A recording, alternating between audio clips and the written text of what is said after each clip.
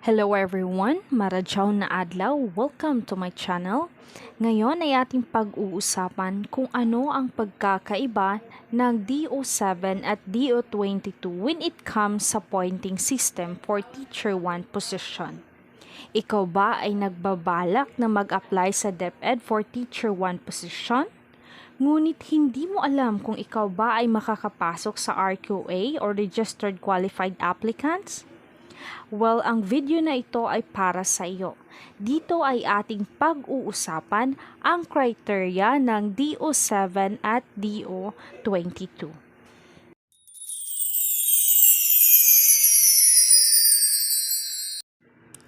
Ano nga ba ang DepEd Order number 7? Ang DepEd Order number 7, Series of 2015 or also known as Hiring Guidelines for Teacher 1 position ay ang basihan ng hiring policies for kindergarten, elementary at junior high school levels. The issuance of these guidelines aims to promote and improve public school teachers' employment and career opportunities, as well as to attract more people with proper qualifications to the teaching profession. Ano nga ba ang criteria for evaluation and selection procedures ng DO7? Mayroong 7 criteria for DO7 evaluation, selection, procedures, and criteria. Una ay ang education na may katumbas na 20 points. Pangalawa ay ang teaching experience na may katumbas na 15 points. Pangatlo ay ang LET or PBET rating na may katumbas na 15 points. Pang-apat ay ang specialized training and skills na may katumbas na 10 points. Pang-lima ay ang interview na may katumbas na 10 points. Pang-anim ay ang demonstration teaching skills which is 15 points. At ang panghuli ay ang communication skills which is 15 points. All in all, the total is 100 points. Ang una nating pag-uusapan na criteria ay ang education na may katumbas na 20 points. Ang education ay i-rate sa pamamagitan ng GEWA o General Weighted Average. Rating of education shall be based on the following equivalents with 1.0 as the highest and 3.0 as the lowest. Halimbawa, ikaw ay may GEWA or General Weighted Average na 1.9. Ito ay may katumbas na 12.60 points. Kung ikaw naman ay may GEWA na 1.8, ito ay may katumbas na 13.20 points. Kung 1.7 naman, ito ay may katumbas na 13.80 points. 1.6, katumbas nito ay 14.40 points. Kung ikaw ay may GEWA na 1.5, ito ay may katumbas na 15 points. Kung 1.4, ito ay may katumbas na 15.60 points. Kung ikaw ay may GEWA na 1.3, ito ay may katumbas na 16.20 points. Kung 1.2 naman, ito ay may katumbas na 16.80 at 1.0 as the highest GEWA has the equivalent points of 18 points. Kung ikaw naman ay may 2.9 to 3.0 na GEWA, ito ay may katumbas na 6.60 points. So, ito yung pinakamababang equivalent points sa General Weighted Average.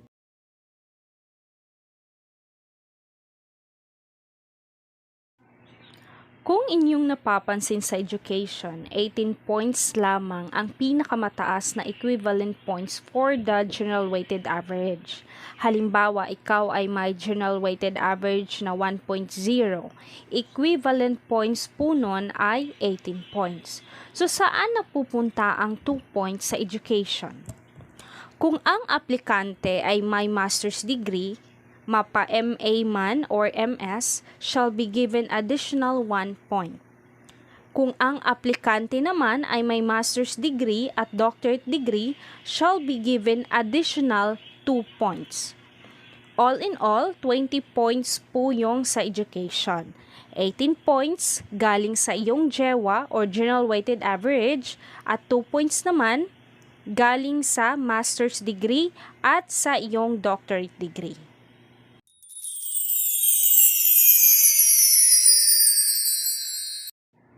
Next na criteria ay ang teaching experience na may katumbas na 15 points. Sa DO7, every month of service has equivalent points of 0.15. Halimbawa, ikaw ay may teaching experience sa private school for 8 months. So all you have to do is to multiply 8 months multiplied to 0.15. Ang points mo lang na makukuha under DO7 ay 1.20 points. Kung ikaw naman ay may 10 months experience, multiply that to 0.15. So, ito ay may katumbas na 1.50 points lamang under DepEd Order number 7.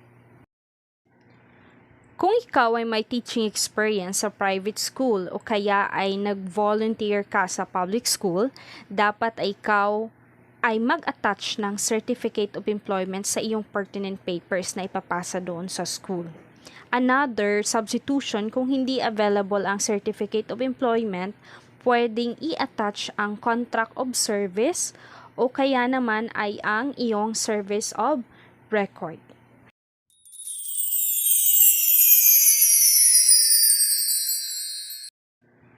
Another criteria ay ang LET or PBET rating na may katumbas na 15 points. Ito ay rating na nakuha mo during your licensure examination.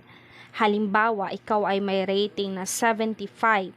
Ito ay may katumbas na 11 points. So, 75 to 77 has equivalent points of 11.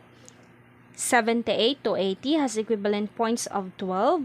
81 to 83 has equivalent points of 13, 84 to 86 has equivalent points of 14, and 87 and above points has equivalent of 15.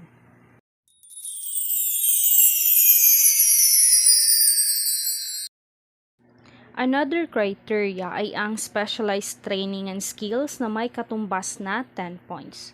Paano nga ba makuha yung 10 points sa specialized training? So, una is the presentation of a certificate at least 10 days of training. That's equivalent points doon ay 5. At demonstration of skills, equivalent points doon ay 5 din. So, halimbawa, ikaw ay may in situ. So, di ba ang in situ is at least 10 days of training? So, by that, you have already 5 points. Pag you undergo demonstration of your in situ, tapos na-demonstrate mo siya ng maayos, you will be given additional 5 points. So, all in all, sa specialized training, you have 10 points. So, 10 points coming from presentation of certificate, at least 10 days of training, and another 5 points from the demonstration of your skills. Another thing sa specialized training and skills ay dapat yung training ay related to your work, duties, and functions of being in the Teacher 1 position.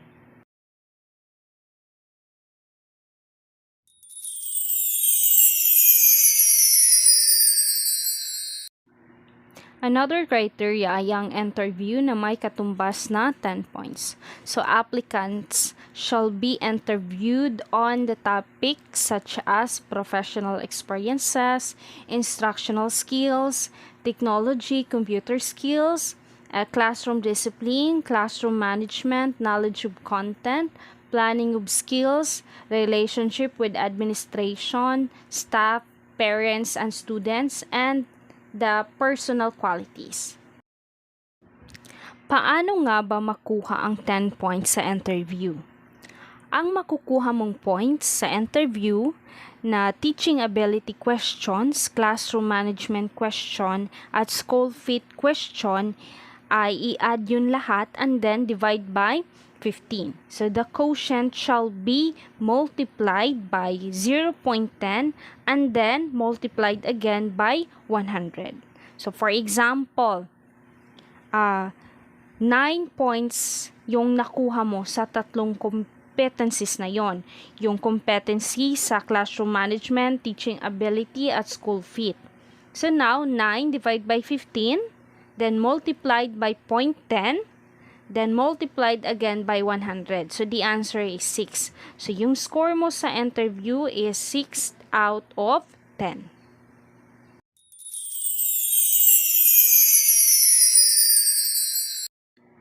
Another criteria ay ang demonstration teaching na may katumbas na 15 points. So, applicants shall be evaluated according to the following components: the lesson planning and preparation, classroom management, teaching learning process, language proficiency, assessment of learning outcomes, and reinforcement of learning. So the number of points attained for each of the components shall be added and divided by 60, and then the quotient shall be multiplied by 0.15 and multiplied again by 100. So for example, 45 points yung nakuha mo sa 15 na components.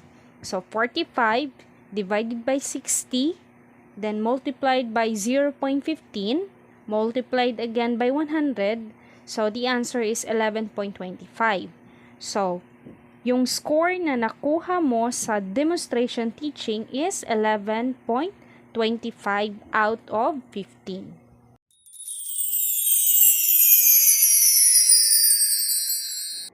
Another criteria ay ang communication skills na may katumbas na 15 points. Ang communication skills, ito yung English Proficiency Test. English Proficiency Test or EPT shall be administered to applicants by the National Education Testing and Research Center. So ano ang computation sa EPT? The total percentage score na nakuha mo sa tatlong parts ng exam shall be multiplied by 15 points. Halimbawa, ang percentage score mo ay 98%. So, that 98% multiplied by 15. So, you need to convert the percent first to decimal. So, it become 0.98 multiplied to 15. The answer is 14.7. So, that is your score in EPT. 14.7 out of 15 points. Ang English Proficiency Test ay nahahati sa tatlong parte. Una ay yung written structure. Pangalawa is written expression or finding errors. At pangatlo is reading comprehension. So, ang EPT ay may validity na 2 years. Kung ikaw ay nakapag-take na this year, you are not allowed to take the test by next year. Makaka-take ka lang ng EPT kung expire na ang validity nito. So, ito na yung criteria ng evaluation and selection process under the DepEd Order number 7 or DO number 7. Education has equivalent points of 20. Teaching experience equivalent points is 15. LET or PBET rating equivalent points is 15. Specialized training and skills equivalent points is 10. Interview equivalent points is 10. Demonstration teaching equivalent points is 15. And the last one is communication skills. Equivalent points is 15. So all in all, there are 100 points. The cutoff score for inclusion in RQA is 70 points. Okay, kung ikaw ay umabot sa RQA or registered qualified applicants, ibig sabihin isa ka sa pagpipilian na mabigyan ng item for Teacher 1 position.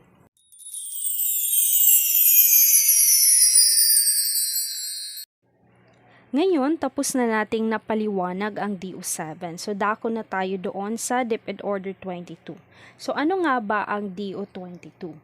So, ang DepEd Order 22, also known as the Hiring Guidelines for Remaining Teaching Position. So, dito papasok ang salitang recalibration. So, bakit nga ba nagkakaroon ng recalibration? Halimbawa, ang item na available sa ganitong lugar for Teacher 1 position ay nasa 200 items.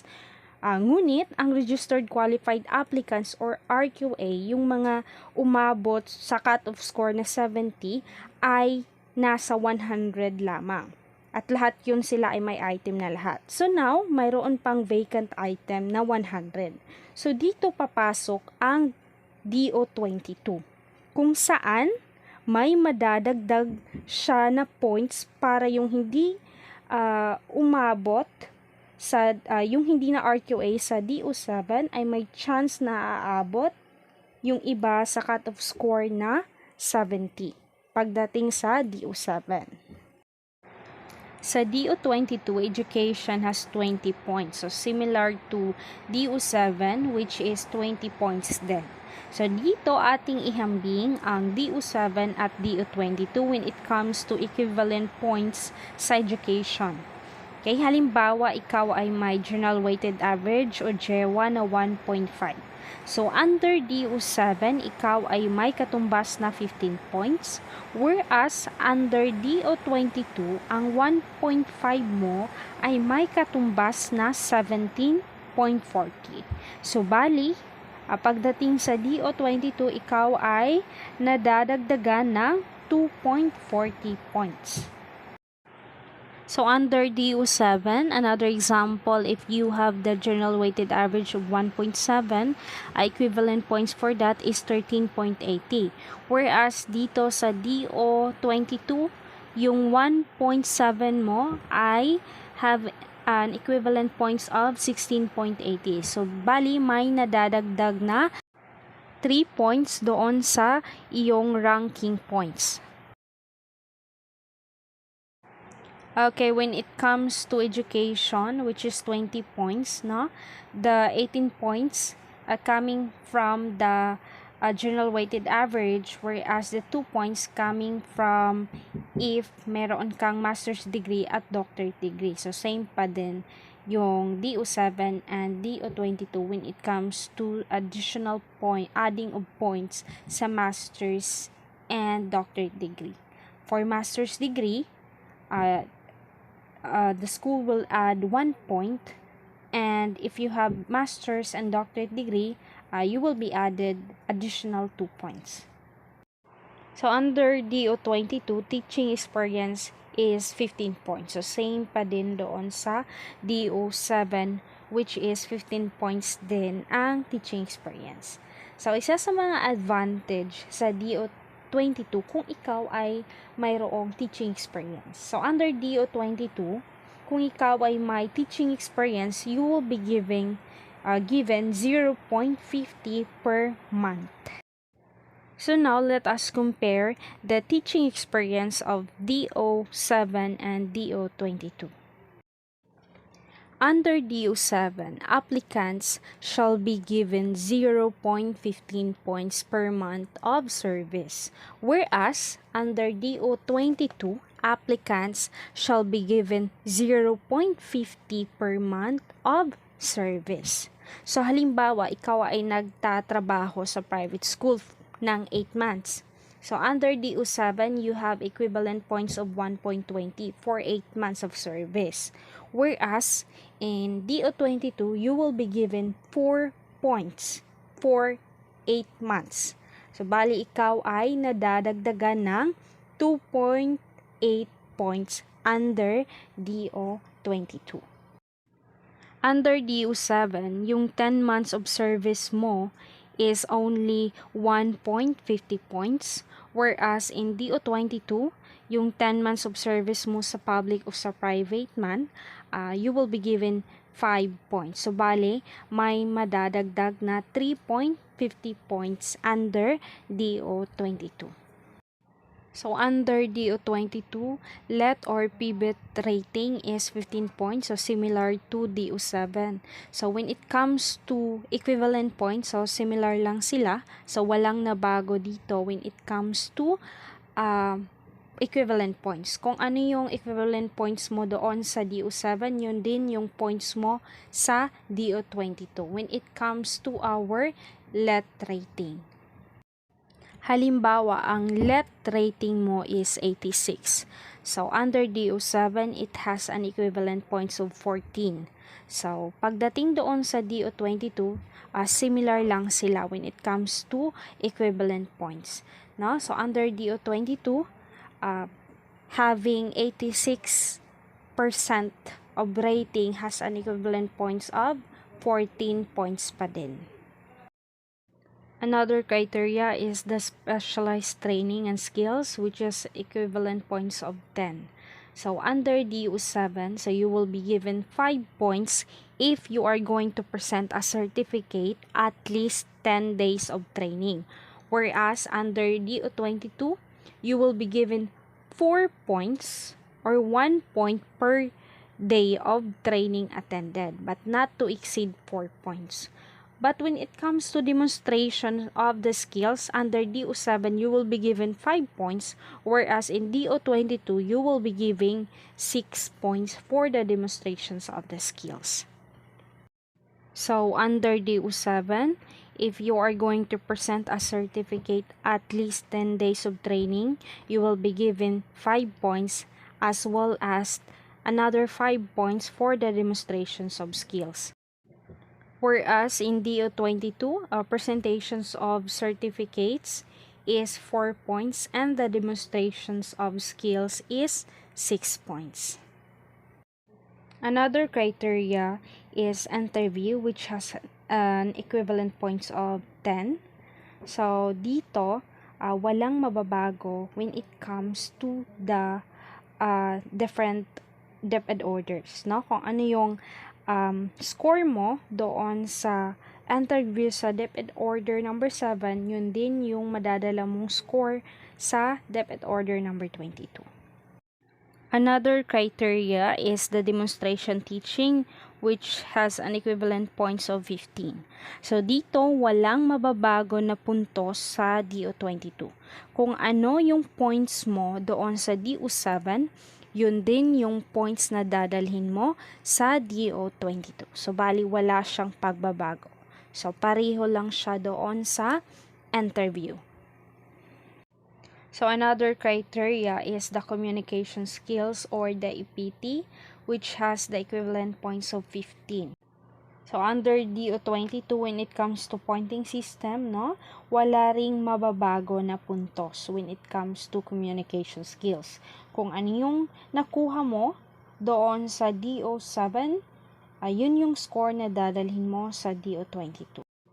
Okay, so yung mga criteria na untouched or yung mga criteria na hindi pwedeng madadagdagan ng points, yun yung interview, demonstration skills, as well as communication skills. So, ibig sabihin, kung ano yung points na makukuha mo doon sa DO7, yun din yung points na madadala mo sa DO22. Okay, doon naman tayo sa mga criteria na madadagdagan ang puntos under DO22. So, ito ay ang education, teaching experience, specialized training, and skills.